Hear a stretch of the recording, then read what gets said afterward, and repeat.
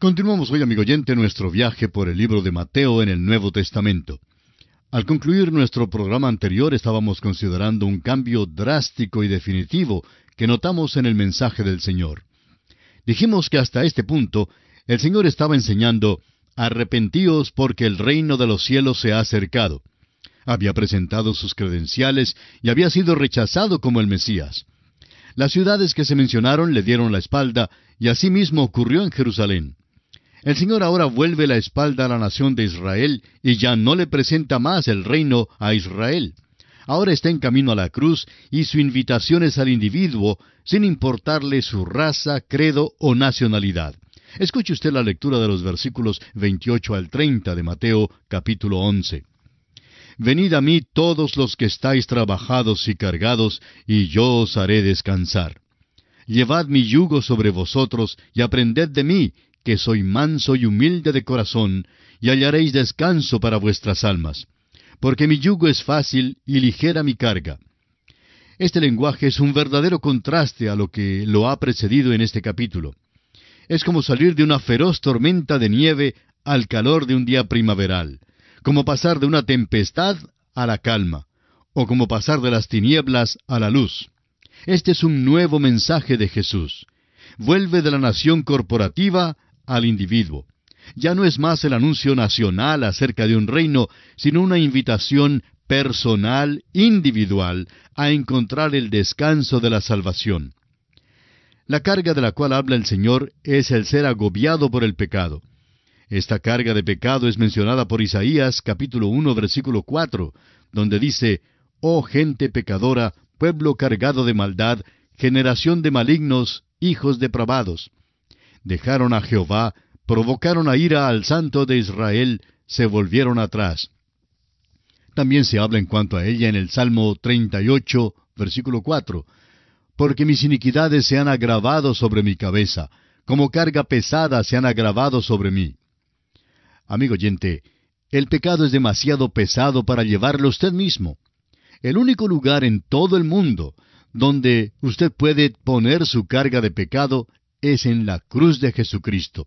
Él llevó el pecado suyo en su lugar y le convida a venir y a traerle su carga de pecado. Le perdonará y le dará libertad y descanso eterno.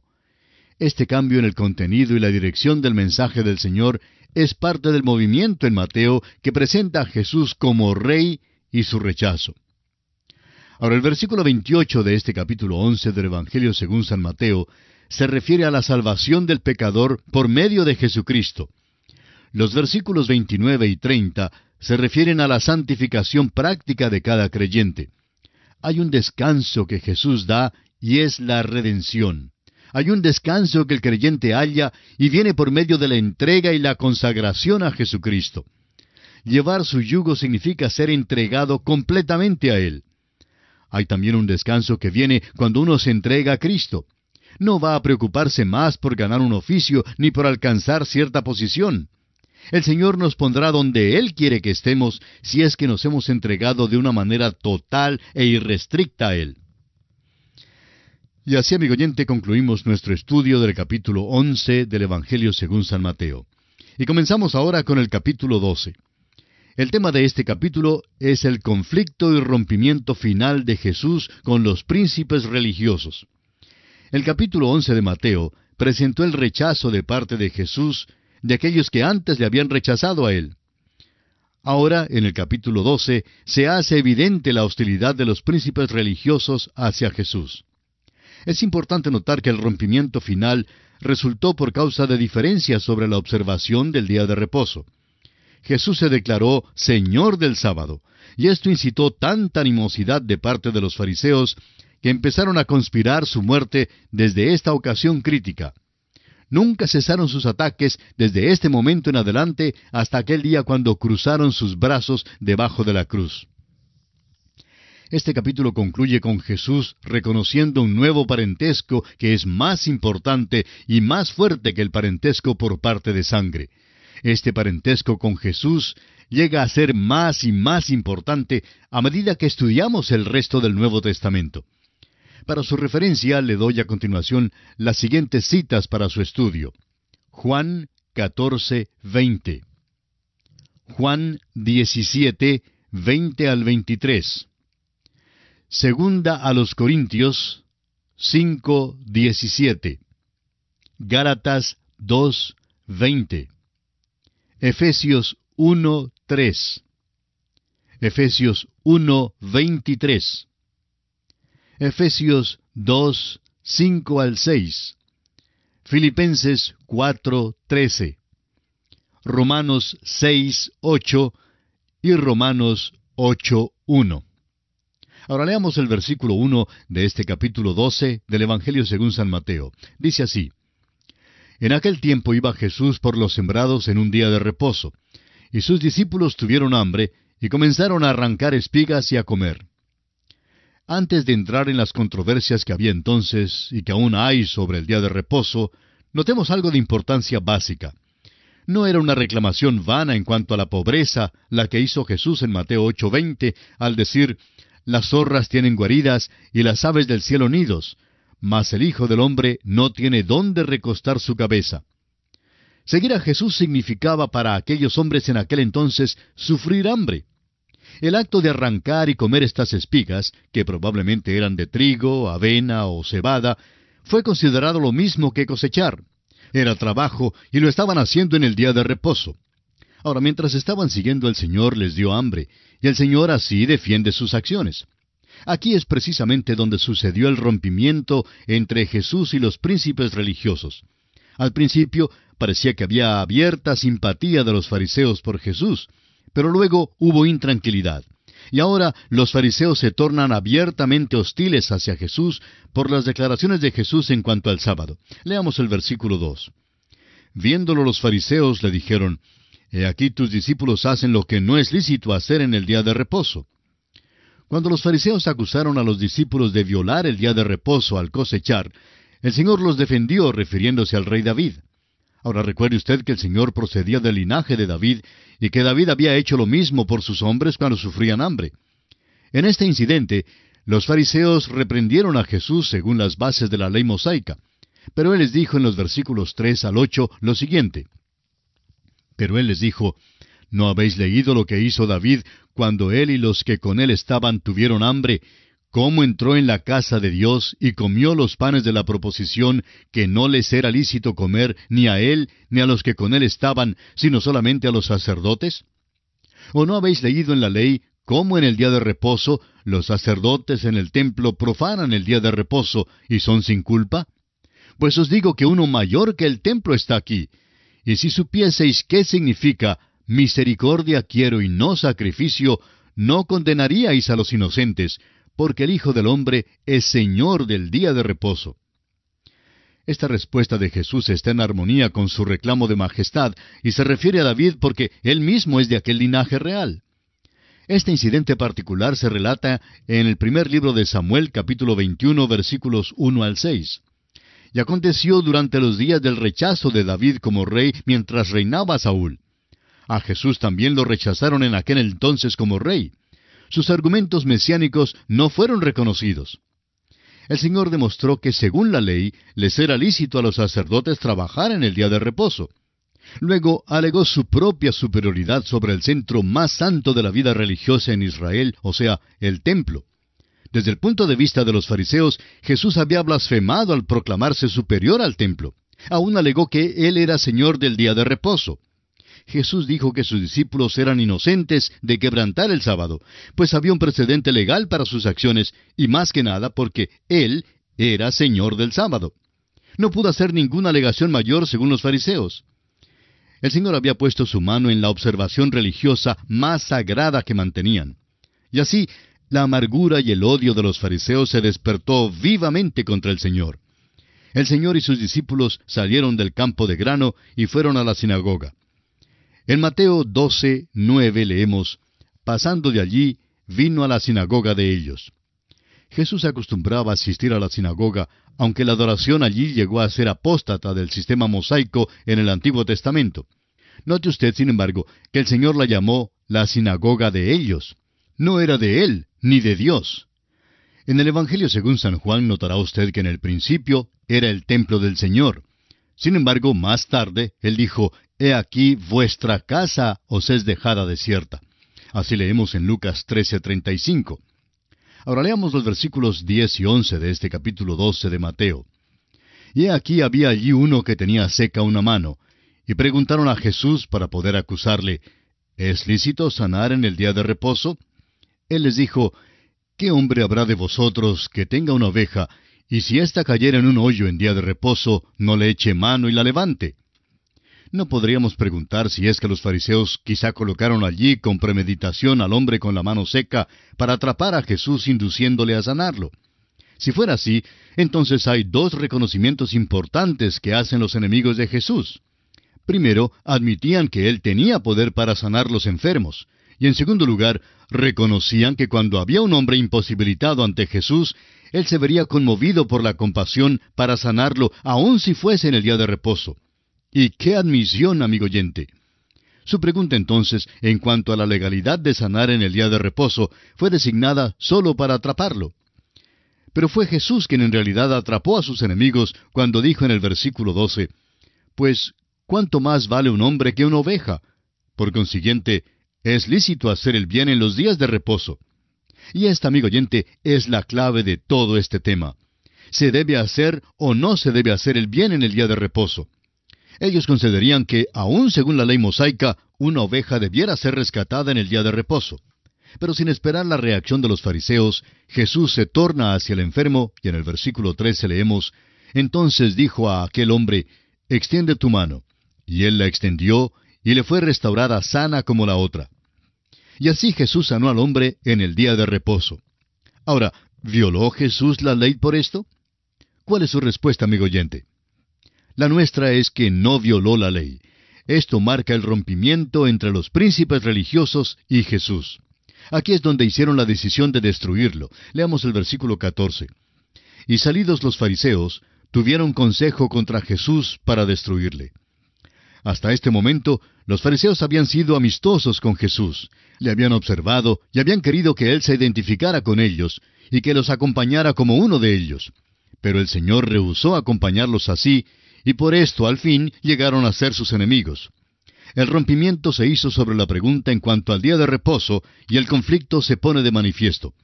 De aquí en adelante, estos sabuesos de odio siguen su pista y nunca cesan en sus maquinaciones, sino hasta cuando ven a Jesús colgado en la cruz.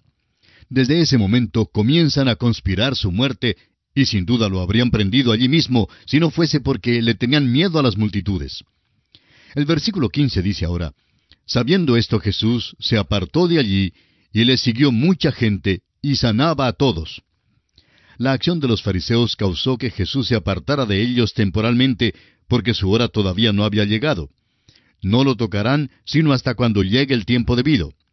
Es interesante notar aquí en este versículo que Jesús no sanó solo a unos pocos entre la multitud, sino que los sanó a todos.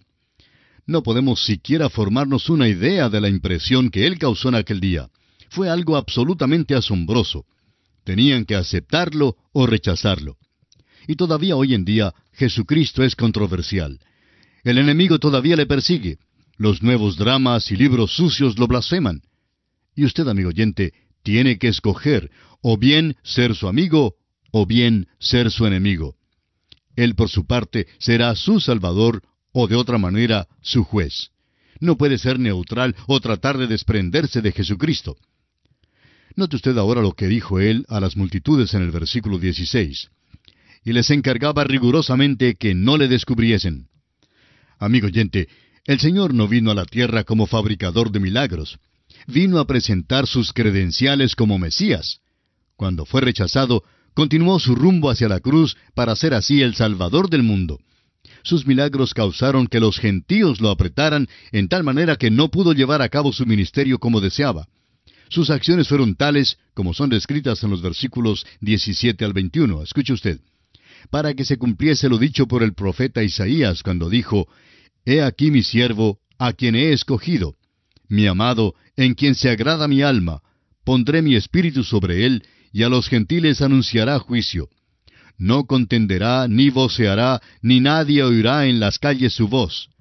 La caña cascada no quebrará, y el pábilo que humea no apagará, hasta que saque a victoria el juicio. y en su nombre esperarán los gentiles. También esta acción de Jesús condujo al cumplimiento de la profecía de Isaías en su libro capítulo 42, versículos 1 al 4, donde dice: He aquí mi siervo, yo le sostendré, mi escogido, en quien mi alma tiene contentamiento. He puesto sobre él mi espíritu. Él traerá justicia a las naciones. No gritará ni alzará su voz, ni la hará oír en las calles. No quebrará la caña cascada, ni apagará el pábilo que humeare. Por medio de la verdad traerá justicia. No se cansará ni desmayará hasta que establezca en la tierra justicia, y las costas esperarán su ley. Su rechazo como el Mesías por parte de los suyos condujo a la oferta de gracia a los gentiles. Esto fue cumplido después del día de Pentecostés. Pues entonces Jesús envió a Pablo a los gentiles. En Hechos capítulo 26 y versículos 17 y 18 nos dice: librándote de tu pueblo y de los gentiles, a quienes ahora te envío, para que abras sus ojos, para que se conviertan de las tinieblas a la luz, y de la potestad de Satanás a Dios, para que reciban por la fe que es en mí, perdón de pecados y herencia entre los santificados. Leamos ahora los versículos 22 y 23 de este capítulo 12 de Mateo. Entonces fue traído a él un endemoniado, ciego y mudo, y le sanó de tal manera que el ciego y mudo veía y hablaba. Y toda la gente estaba atónita y decía: ¿será este aquel hijo de David? Este es nuestro Mesías, tiene todas las credenciales. Este milagro de echar fuera un demonio fue un milagro tremendo que hizo Jesús. Creemos que es tan importante como el milagro de levantar los muertos, si no fuera mayor. Los continuos y consecutivos milagros de Jesús de sanar y echar fuera los demonios convencieron a la gente de que Él era el Hijo de Dios, el Mesías prometido. Pero, ¿qué dijeron los fariseos? Leamos aquí en el versículo 24. Mas los fariseos al oírlo decían: Este no echa fuera los demonios, sino por Beelzebú, príncipe de los demonios. Y aquí entramos en la cuestión del pecado imperdonable. Por eso le pido el favor de seguir esto con mucha atención y mucho cuidado. Leamos los versículos 25 al 30. Sabiendo Jesús los pensamientos de ellos, les dijo: Todo reino dividido contra sí mismo es asolado, y toda ciudad o casa dividida contra sí misma no permanecerá. Y si Satanás echa fuera a Satanás, contra sí mismo está dividido. ¿Cómo pues permanecerá su reino? Y si yo echo fuera los demonios por Beelzebú, ¿por quién los echan vuestros hijos? Por tanto, ellos serán vuestros jueces. Pero si yo por el Espíritu de Dios echo fuera los demonios, ciertamente ha llegado a vosotros el reino de Dios. Porque, ¿cómo puede alguno entrar en la casa del hombre fuerte y saquear sus bienes si primero no le ata? Y entonces podrá saquear su casa. El que no es conmigo, contra mí es, y el que conmigo no recoge, desparrama. Amigo oyente, los fariseos nunca dirían que si sus propios hijos echaran fuera los demonios, lo hacían por Beelzebú. La índole convincente de los milagros de Jesús obligó a los fariseos a ofrecer una explicación de ellos. El gentío creyó que este hombre era hijo de David, el Mesías prometido. Los fariseos no pudieron negar la existencia de los milagros cuando los hizo delante de sus mismos ojos. Hicieron uso de la explicación más baja y más impía en cuanto a los milagros de Jesús. No negaron que eran verdaderos milagros, sino que alegaban más bien que fueron hechos por el poder del diablo. Esta es la blasfemia contra el Espíritu Santo, y es designada como el pecado imperdonable, como lo veremos en los 2 versículos siguientes. Los fariseos no estaban en la posición cómoda en que se encuentran los enemigos de Jesús hoy en día. Es relativamente fácil sentarse hoy en una silla giratoria en el continente americano, separado por 2000 años y muchos kilómetros de la vida terrenal de Jesús, y negar ahora el hecho de sus milagros.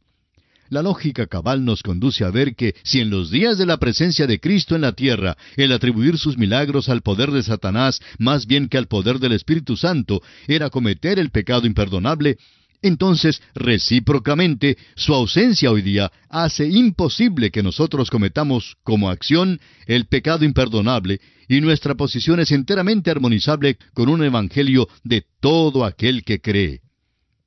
Leamos ahora los versículos 31 y 32. Por tanto os digo, todo pecado y blasfemia será perdonado a los hombres, mas la blasfemia contra el Espíritu no les será perdonada. A cualquiera que dijere alguna palabra contra el Hijo del Hombre, le será perdonado, pero al que hable contra el Espíritu Santo, no le será perdonado ni en este siglo ni en el venidero. No hay ningún pecado que fuera cometido ayer que el Señor no pueda perdonar hoy. El Espíritu Santo entró en el mundo para verificar la salvación de Cristo a los corazones de los hombres. Si usted, amigo oyente, resiste la obra del Espíritu Santo cuando le habla, no hay entonces perdón posible. Claro que no. No hay perdón porque usted ha rechazado entonces la salvación que le ha sido verificada por el Espíritu de Dios. Es el Espíritu de Dios quien puede regenerarlo a usted y darle una nueva vida. Y es nuestra esperanza que al concluir este programa, usted abra su corazón al Hijo de Dios y le reciba como su Salvador personal. Que Dios le ayude a hacerlo.